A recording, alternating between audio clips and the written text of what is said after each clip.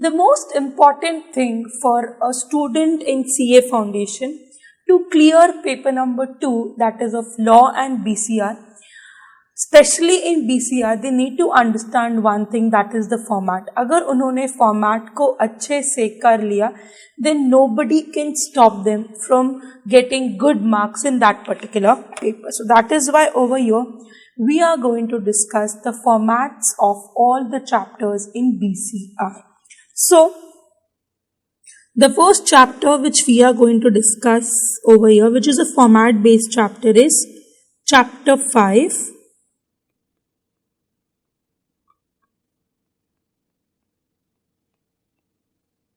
Note making. कितने marks का आता है ये चैप्टर? 5 मार्क्स का. और इसका फॉर्मेट बहुत ही ज्यादा इजी है. The format simply goes like this. Centre में आएगा टाइटल ऑफ पैसेज. आपको उसको सिंपली अंडरलाइन करना है. Then towards the left hand side पर आएगा 1, then the heading, then heading के नीचे आएगा 1.A, 1.B, 1.C, 1.D. आप और एक्सटेंड कर सकते हो. इन्हें हम क्या बुलाते हैं? These are called subheadings. ऐसे ही एक लाइन स्किप करके 2, ये भी heading 2.A, 2.B, 2.C, 2.D. ये क्या है? अगेन सबहेडिंग्स. आप जितना चाहो इनको एक्सटेंड कर सकते हो. जैसे ही आप सारी हेडिंग्स और सब हेडिंग्स कंप्लीट कर लो, फिर आपको एक छोटा सा बॉक्स बनाना है. You have to make a box.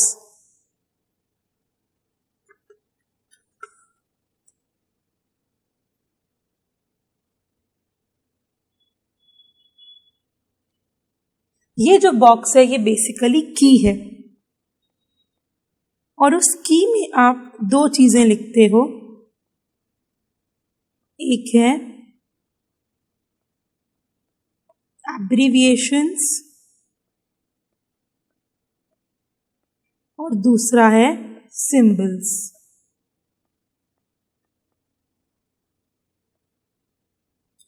जितने भी सिंबल्स आपने यूज किए होंगे उनको आप यहाँ पर एक्सप्लेन करोगे कि अगर आपने इंक्रीज का सिंबल यूज किया तो उसका मीनिंग क्या है. ऑलराइट. सो ये है आपका नोट मेकिंग का format. Very simple. Title, heading, headings and की. ठीक है. इस फॉर्मेट के आपको मिलते हैं 1 marks. Alright. So this was chapter number 1. Then moving on, we have our next chapter format, that is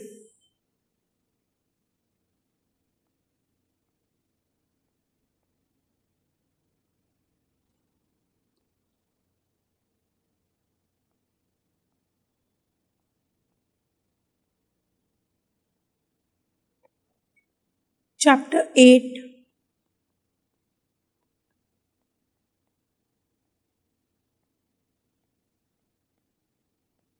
article writing. Very simple. Article का format बहुत इजी है. सेंटर में आएगा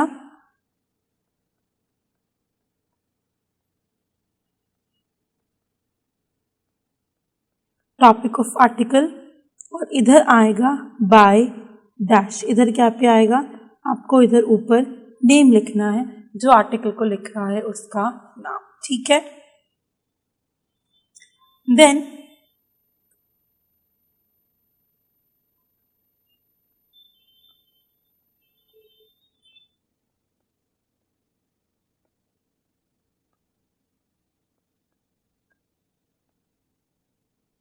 ईमेल का फॉर्मेट भी बहुत ही ज़्यादा सिंपल है. From,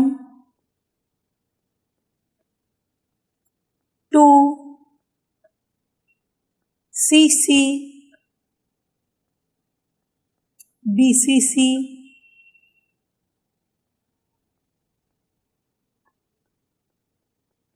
subject,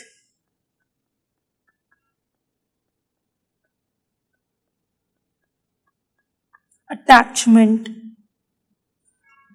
Then you have to draw a box. Starting में आप लिखोगे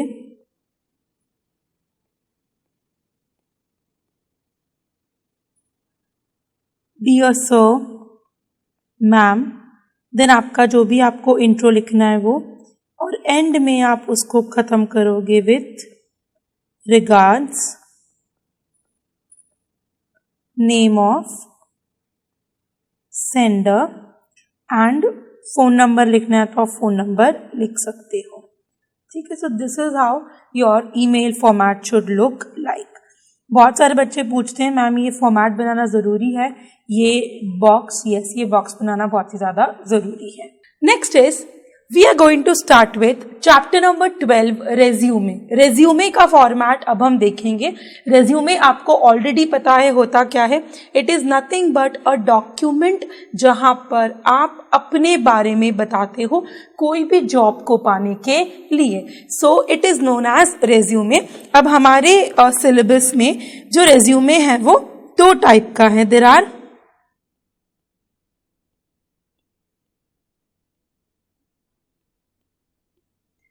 टू टाइप्स ऑफ रेज्यूमे. एक है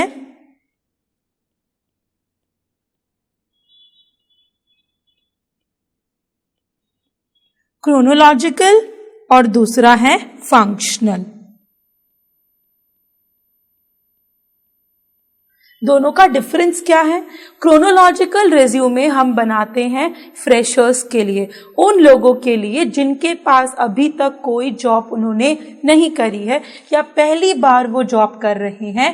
तो okay, so we will quickly understand कि when to make chronological resume and when to make functional resume.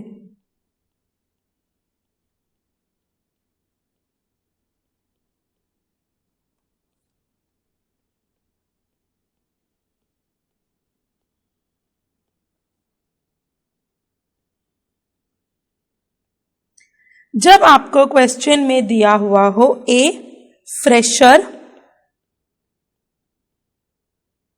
जब आपको question में दिया गया है नो एक्सपीरियंस, जब आपको क्वेश्चन में दिया गया हो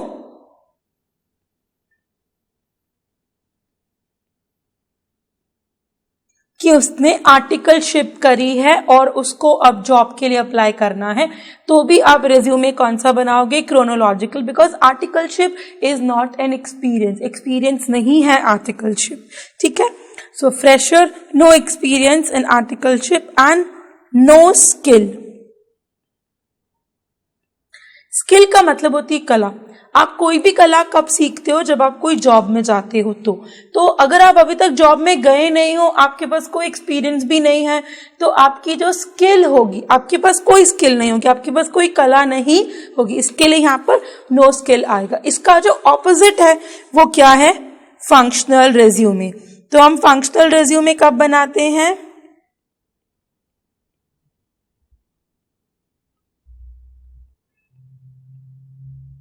नंबर 1,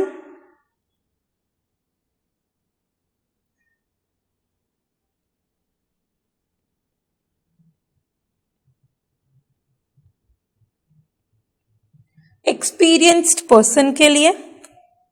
नंबर 2, जब उसके पास में कोई स्किल है, और वो स्किल कौन सी है? टेक्निकल स्किल है. उस वक्त हम क्या बनाते हैं? फंक्शनल रेज्यूमे बनाते हैं. ऑलराइट. तो रेज्यूमे हम क्विकली स्टार्ट करते हैं. उसके पहले एक डाउट जो अक्सर बच्चों को आता है, ma'am cover letter.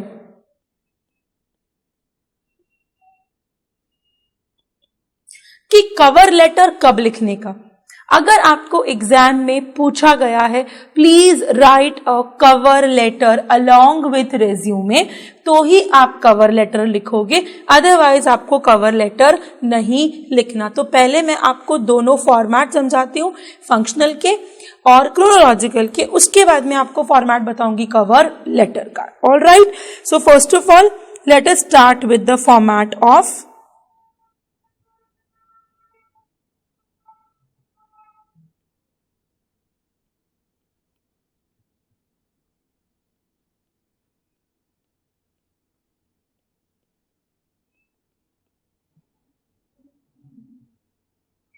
Format of chronological resume. Chronological resume लिखने के लिए आपको सबसे पहले सेंटर में कैपिटल में लिखना पड़ेगा नेम ऑफ कैंडिडेट। सेंटर में क्या आएगा? कैंडिडेट का नाम। उसके तुरंत नीचे आएगा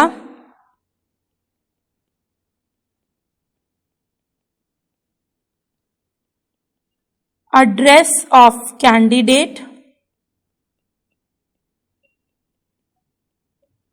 उसके तुरंत नीचे आएगा फोन नंबर, और फोन नंबर जो है वो 3 तरीके के होंगे। एक होगा आपका मोबाइल नंबर, एक होगा आपका रेजिडेंशियल नंबर, एक होगा आपका ऑल्टरनेट नंबर। सपोज आपका मोबाइल नंबर भी रीचेबल नहीं है, आपका रेजिडेंशियल भी आप पिक नहीं कर रहे हो, तो कोई और नंबर होना चाहिए जहां पर हम आपको रीच कर सके। और उसके बाद में सेंटर में ही आएगा ईमेल एड्रेस। कैपिटल में क्या क्या आएगा? Name of candidate and address of the candidate. ये दोनों चीजें किसमें होंगी? कैपिटल के अंदर। उसके बाद तुरंत आप स्टार्ट करोगे एक लाइन छोड़ के टुवर्ड्स लेफ्ट हैंड साइड में। पहला जो आपका पॉइंट होगा वो होगा ऑब्जेक्टिव,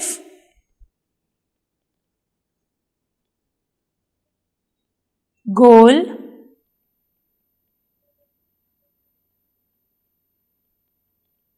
या एम्बिशन, कि भाई ये जॉब करने के बाद आपका जो गोल है, आप क्या करना चाहते हो, what do you wish to do, that is covered under objective, goal and ambition.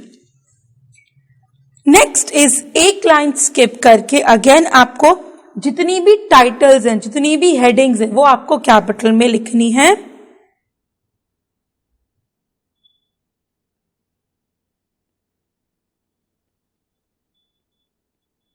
Educational,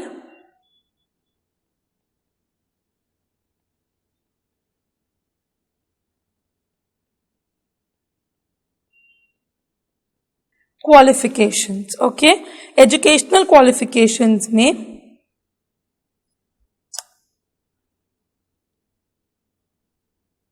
आपको एक छोटा सा टेबल बनाना है।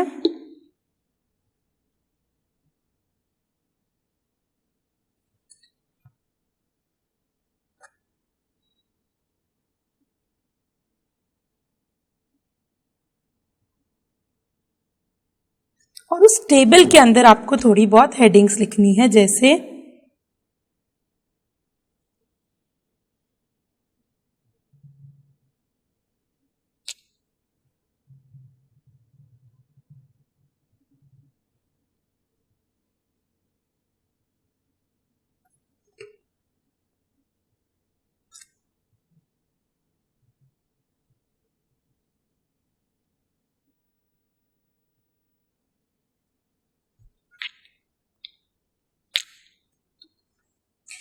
यहां पर आएगा serial number, then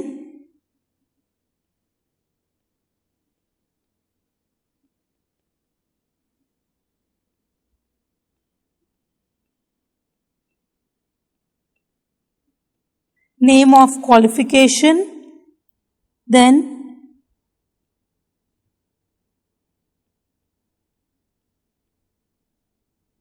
year of passing, कौन से ईयर में आपने पास किया, then board, and then percentage.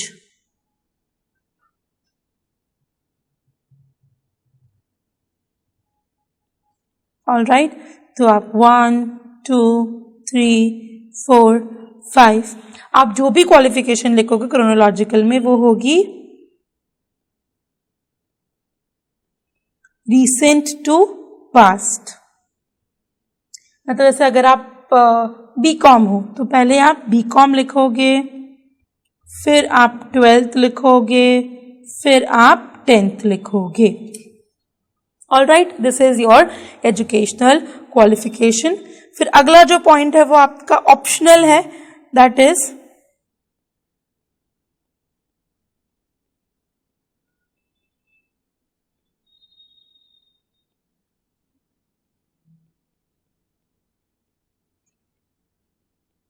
Articleship experience.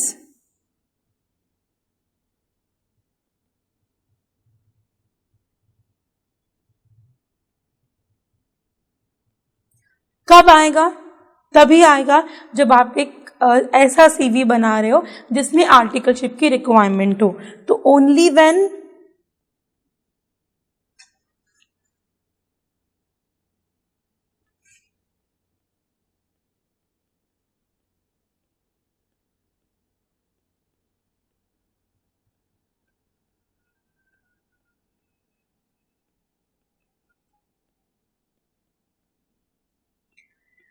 Fresher CA, fresher CS या fresher MBA.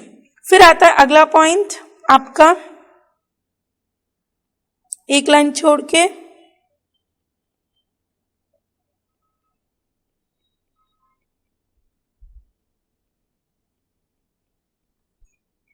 Personal skills. You have to write this in asterisks, थोड़ा सा अलग हटके। अगला पॉइंट आएगा आपका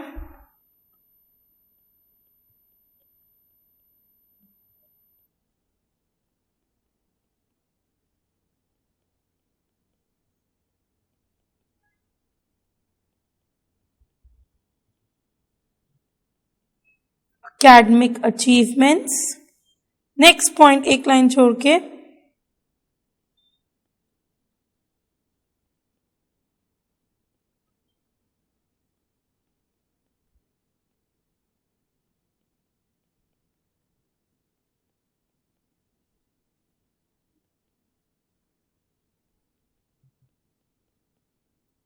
को करिकुलर अचीवमेंट्स, उसमें भी आप 2 पॉइंट लिख सकते हो, 3 पॉइंट, आपकी जितनी मर्जी उतने पॉइंट्स आप लिख सकते हो।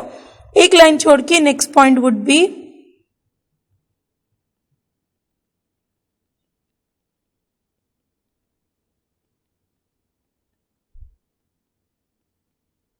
Personal details. इसके अंदर आएगा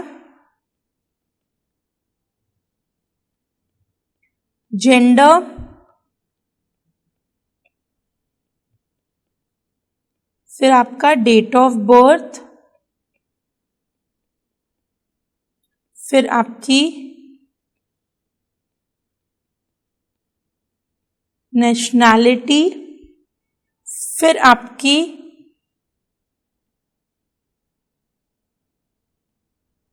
लैंग्वेजेस, फिर आपका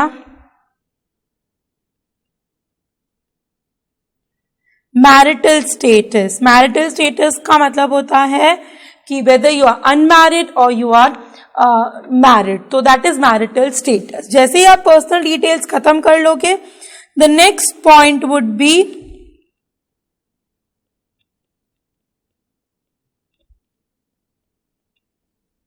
डिक्लेरेशन। सो डिक्लेरेशन कैसे स्टार्ट होगा? आई hereby declare that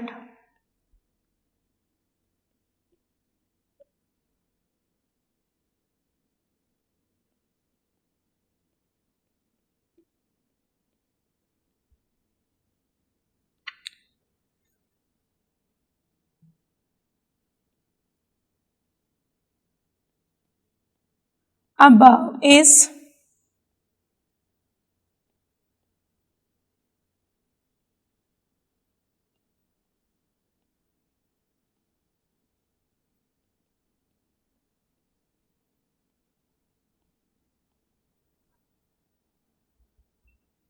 and best to my knowledge, and if anything is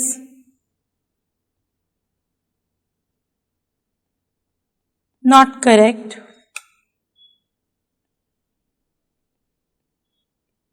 I would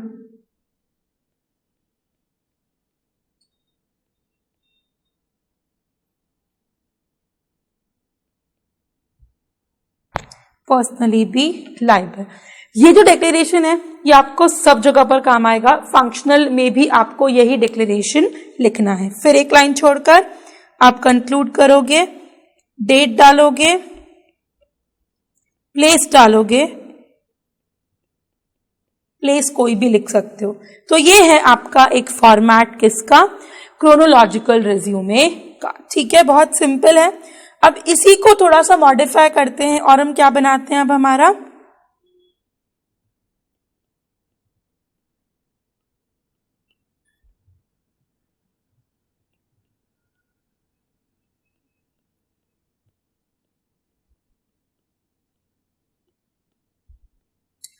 format of functional resume. देखो समझो, कुछ चीजें क्रोनोलॉजिकल और फंक्शनल दोनों में सेम रहती है, जैसे नाम, address, phone number, email address, education qualification, personal skills, वो चेंज नहीं होती हैं, उनको आप चेंज नहीं कर सकते हो, खाली आप कुछ एडिशंस करते हो, क्योंकि फंक्शनल रिज्यूमे बनाया जाता है उन लोगों के लिए जिनके पास थोड़ा सा एक्सपीरियंस है, तो आपको एक्सपीरियंस को हाईलाइट करना पड़ेगा। Alright, so very simple.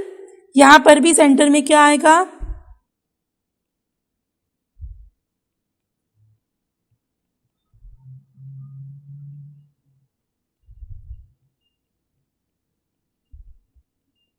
name of candidate,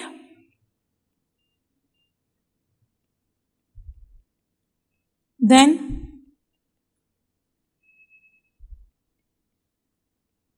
address of candidate, then phone number,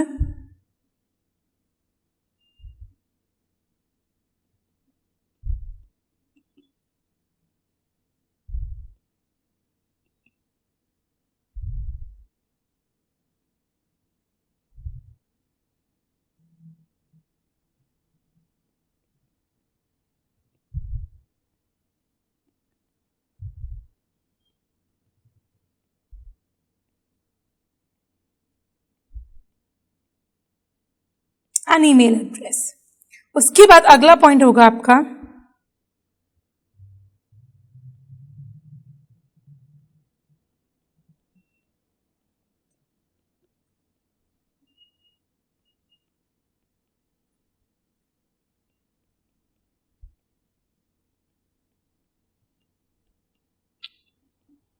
objective, goal, ambition. Then एक लाइन छोड़ के next point would B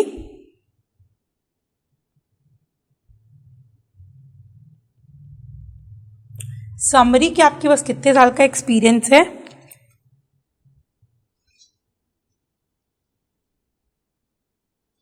next point would be skills, और स्किल्स को आप डिवाइड करोगे दो पार्ट में, ए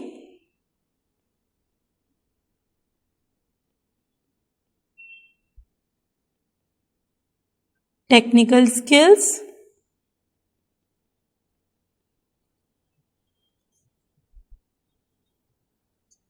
और बी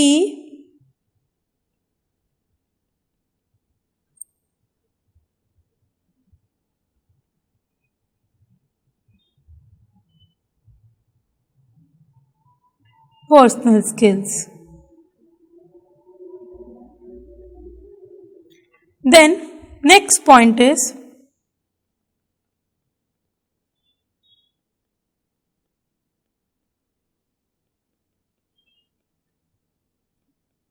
experience,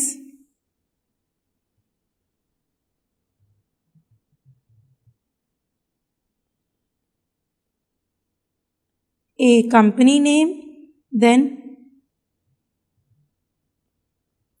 ड्यूरेशन, कब तक आप थे, देन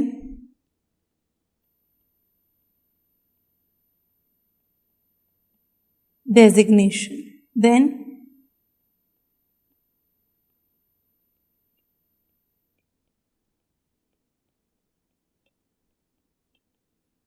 रिस्पॉन्सिबिलिटीज. ठीक है, इसी तरीके से आप डिवाइड कर देना. अगर दो से ज़्यादा, एक से ज़्यादा कंपनी ले रहे हो तो आप उसके हिसाब से उसको डिवाइड कर सकते हो.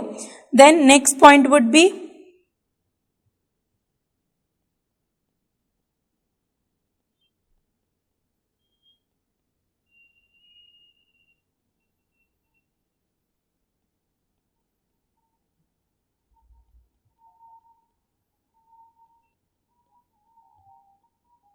Educational qualification. अगेन आपको इसके अंदर बॉक्स बनाना है और डिटेल्स फिल करनी है.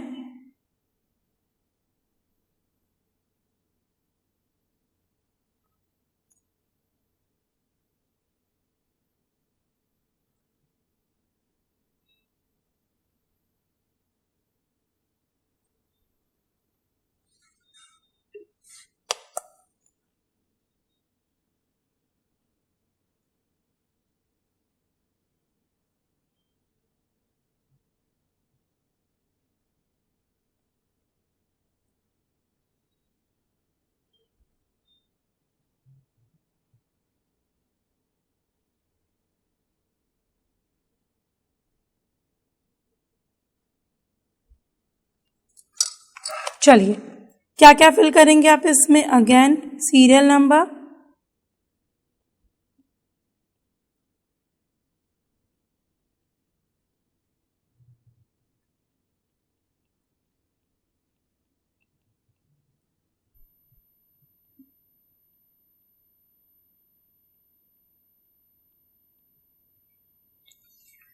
Year of passing,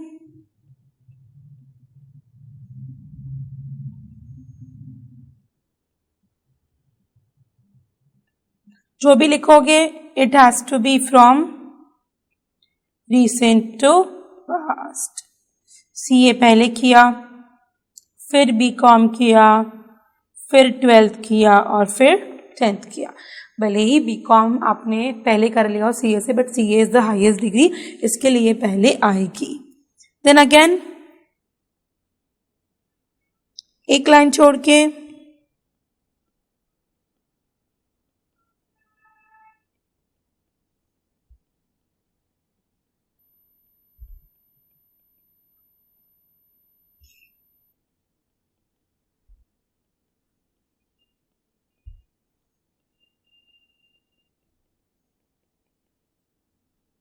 then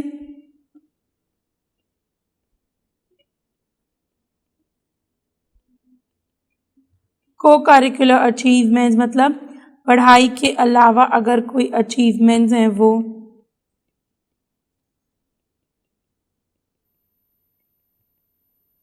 then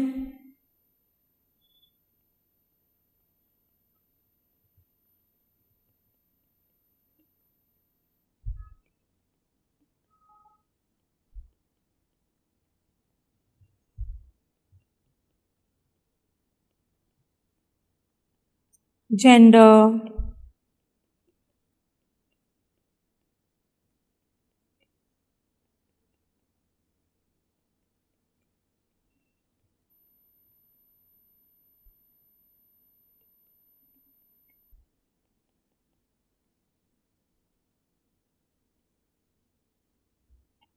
languages जो भी आपको आती है वो आप लिख सकते हो. And last is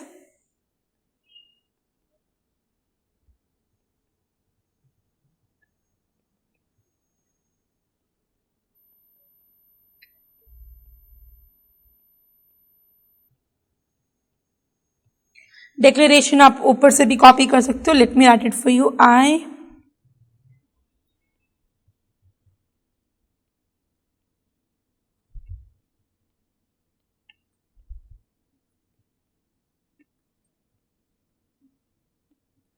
all the above information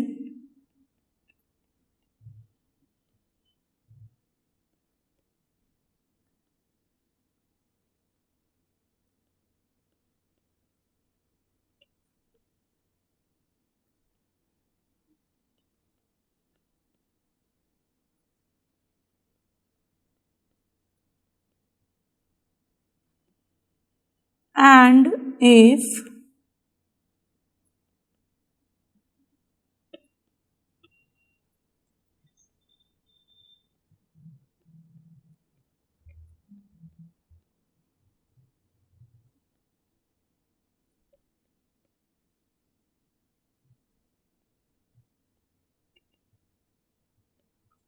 then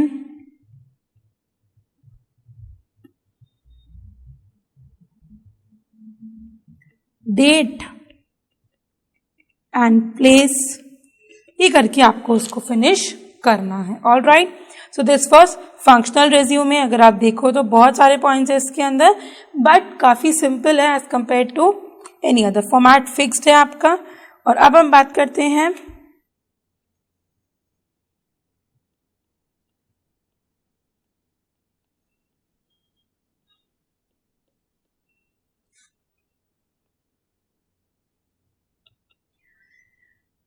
cover letter का. जो फॉर्मेट है that is simple to a formal letter.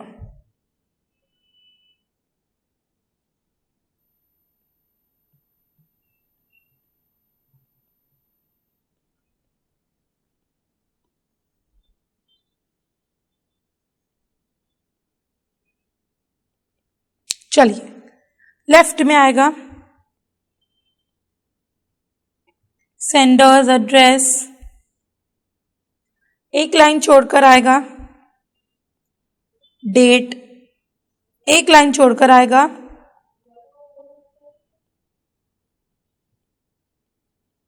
Receivers address, then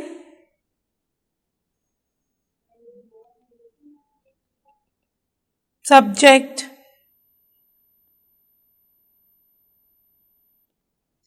dear sir, ma'am.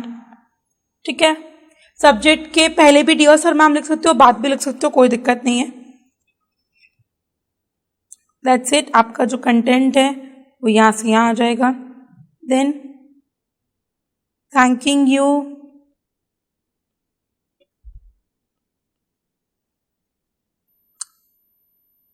Regards, आपका नाम. That's it.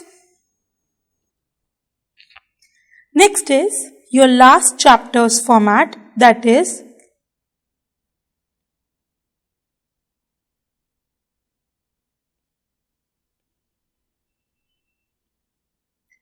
Chapter number 13 meetings.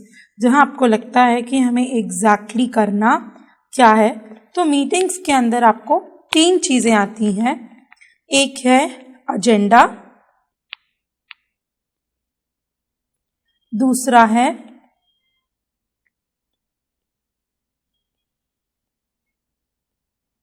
Minutes of meeting, और तीसरा है ATR या फिर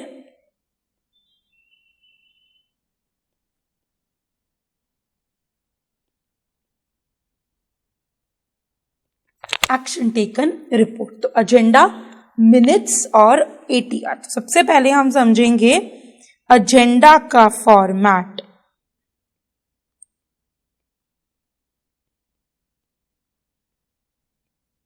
और एजेंडा का जो फॉर्मेट है वो हमें बनाना है टेब्यूलर. टेब्यूलर मतलब आपको टेबल्स के अंदर बनानी है. तो let us start with the format.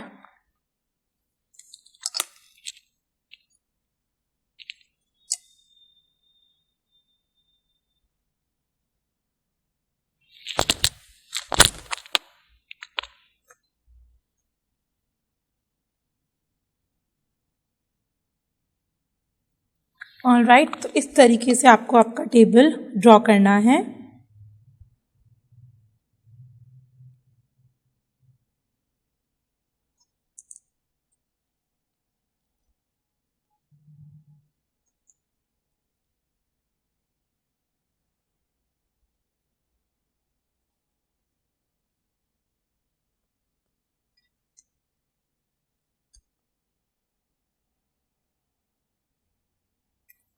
चलिए, टेबल हमारा बन गया. अब हमें इसको डिवाइड करना है कुछ ब्लॉक्स के अंदर.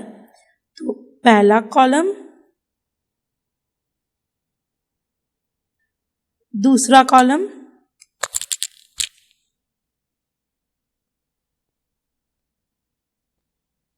तीसरा कॉलम, तो you have to divide it into 1 2 3 4 5 columns, और इन 5 कॉलम्स की आपको डिसेंसी हेडिंग्स देनी है. याद रखना, what matters is what you are drawing. Okay, so सबसे पहले आएगा time, then topic, then attendees,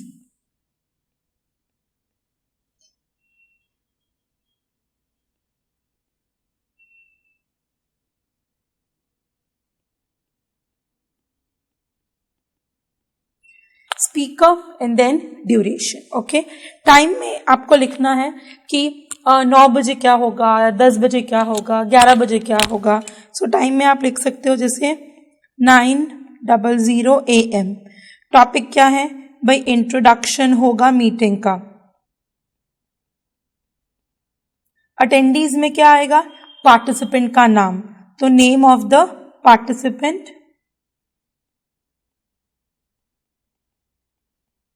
speaker में मिस्टर शर्मा.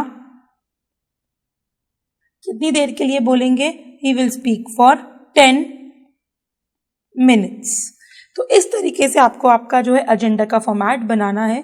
कोई भी मीटिंग में बहुत सारे टॉपिक्स हो सकते हैं. इंट्रोडक्शन होगा, फैसिलिटेशन हो सकता है, फेलिसिटेशन हो सकता है, गेस्ट ऑफ ऑनर हो सकता है, आप कॉजेस के बारे में बात कर सकते हो, आप बहुत सारी चीज़ों के बारे में बात कर सकते हो. तो ये तो हो गया आपका एजेंडा. आपके ICAI में केवल टेब्यूलर एजेंडा ही आता है, इसके अलावा और कोई एजेंडा नहीं आता. Then next is, let's talk about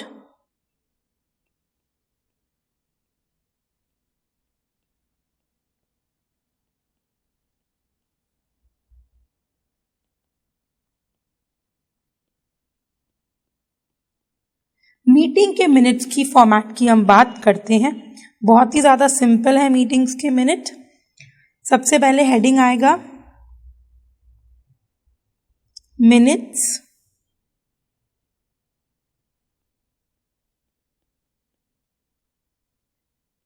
of, आप कुछ भी लिख सकते हो.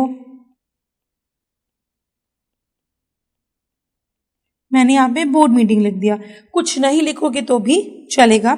देन डेट, कौन सी डेट को हुई है. देन अगले लाइन में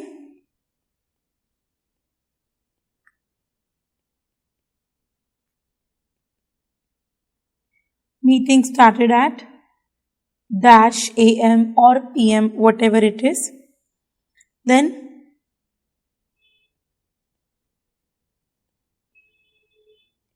Mr. Verma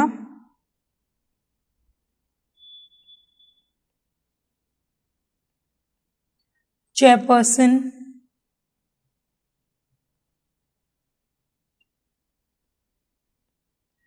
gave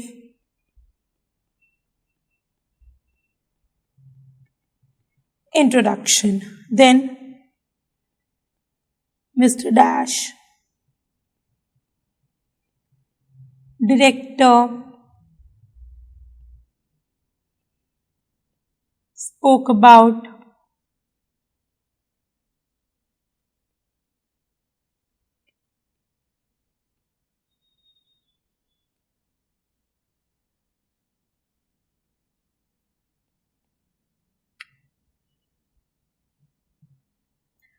company's growth. Then Mr. Dash, manager, gave clues about overall development. तो इस तरीके से आपको आपके मिनट्स के अंदर पॉइंट्स लिखने हैं. देन एंड में आएगा कंक्लूजन्स स्टेटेड. तो मिनट्स में आपको ध्यान रखना है कि आप हर एक का नाम लिखो और उस नाम के साथ में आप उनका डेजिग्नेशन बताओ और डेजिग्नेशन या पोस्ट या उपाधि, और उसके साथ में ये बताओ कि उन्होंने किस पॉइंट के ऊपर बात करी है। ठीक है, सो ये हो जाता है आपका मिनट्स ऑफ द मीटिंग्स। फिर हम बात करते हैं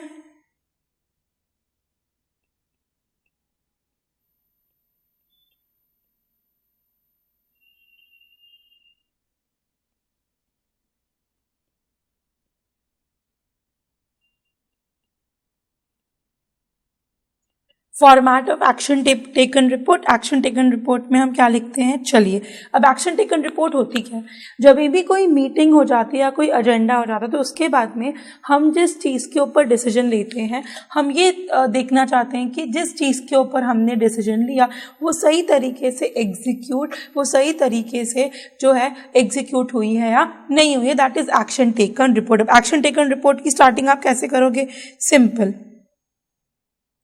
आपको डेट लिखनी है, तो मैं यहां पे लिख देती हूँ 5 अक्टूबर 2019। आप मेंशन करोगे कौन सी मीटिंग में आपने ये डिस्कशन लिया था, तो as per the meeting held on 9th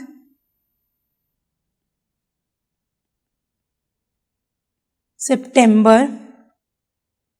2019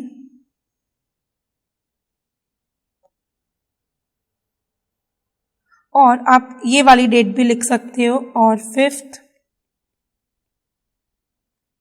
October 2019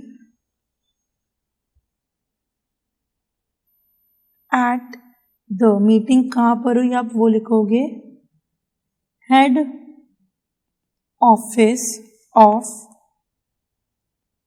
RVS company limited,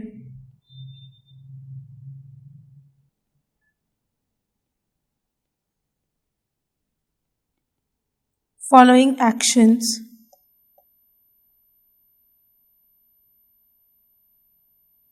have been reported। कौन कौन से एक्शंस हमको रिपोर्ट करे हैं, 1 2 3, जो भी एक्शंस आप लिखोगे वो आप 1 2 3 करके यहाँ पे लिख दोगे और एंड में आप साइन करोगे as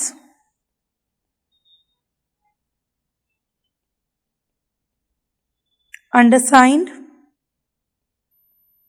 by Director of Sales and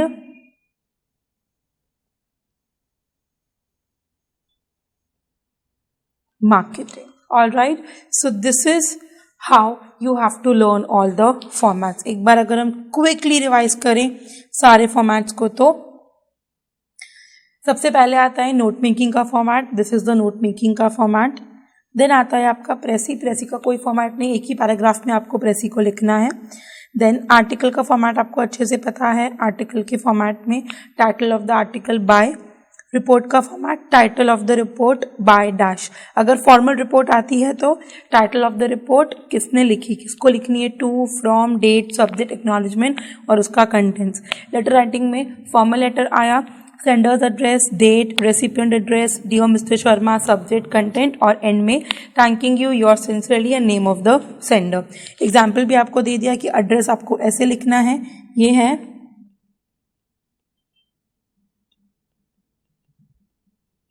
sender's address और ये है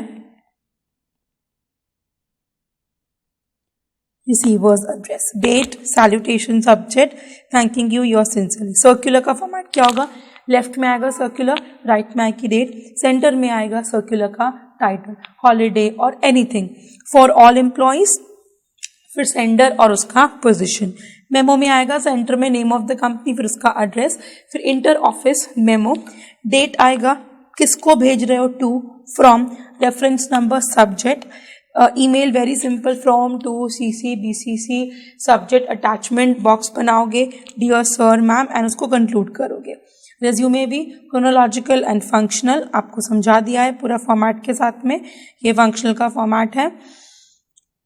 डिक्लेरेशन भी आपको आता है. कवर लेटर का format is simple, similar to a normal format of your letter. Meetings का भी फॉर्मेट आपको समझ में आ गया, एजेंडा, ATR एक्सेट्रा. ठीक है, so this is how you have to write this particular chapter. ये आपका फॉर्मेट्स था. I hope on behalf of Navkar digital institute, I hope that you all enjoy the lecture and आपको समझ में आए कि फॉर्मेट्स की इम्पोर्टेंस क्या है, क्यों फॉर्मेट सबसे ज़्यादा ज़रूरी है और क्यों आपको फॉर्मेट में हर एक चीज़ का ध्यान रखना है. So this is on behalf of Navkar Digital Institute. I thank you everybody of you and keep watching the videos so that you gain more and more knowledge and may we always help you to become a good chartered accountant. Thank you so much. If you like this video, share it with your friends. Subscribe to our YouTube channel to watch more such videos and learn from our expert faculty members. Press the bell icon to get regular notifications whenever we upload a new video. Download NDI mobile app to get complete CA course online. We value your support. Thank you for watching.